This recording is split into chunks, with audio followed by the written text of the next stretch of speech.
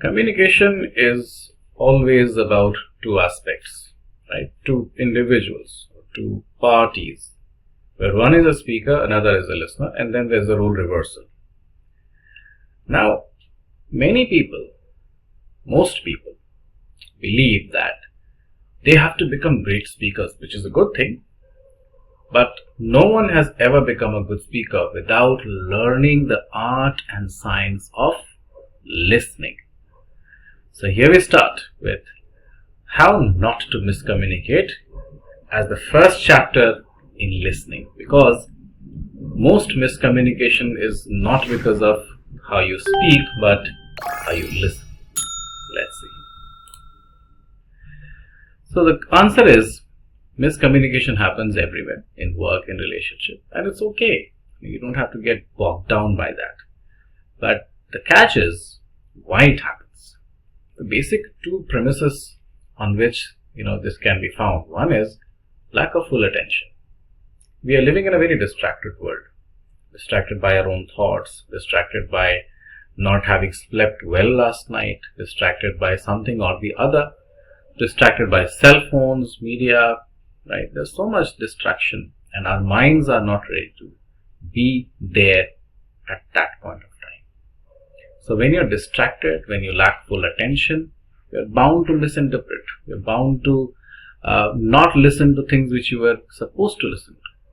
So that's the primary reason that needs to be paid attention to or taken notice of.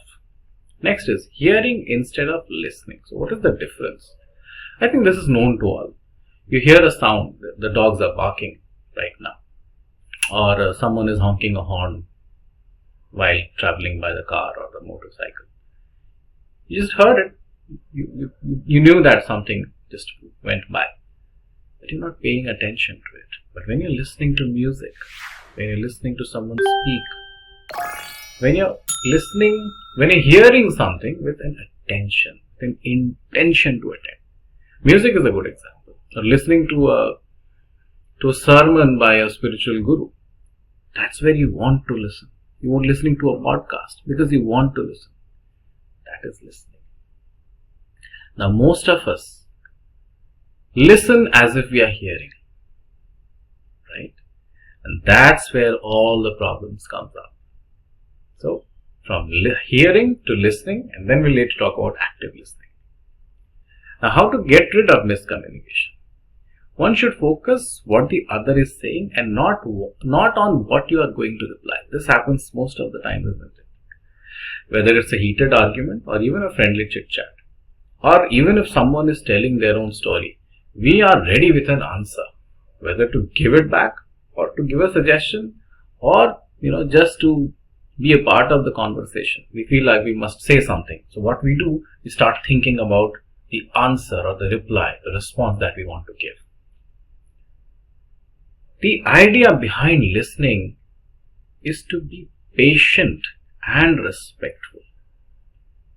You cannot be patient and respectful if you are not listening, if you're just thinking of an answer for reply. So being patient, and how do you show that you're respectful? You listen with a certain attentiveness.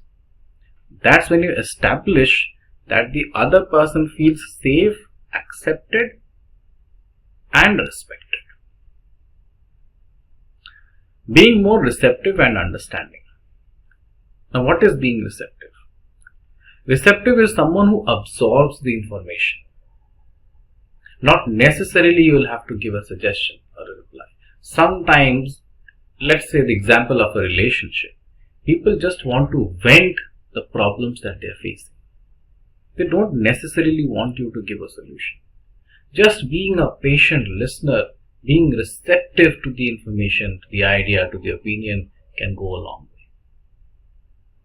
This can save relationships. People feel that they are never heard, that the partner is not listening to them because they're always ready to give something back, whether a suggestion or a angry reply, whatever. And understanding, obviously. And there is no understanding without listening. You can never understand anyone if you don't listen to them.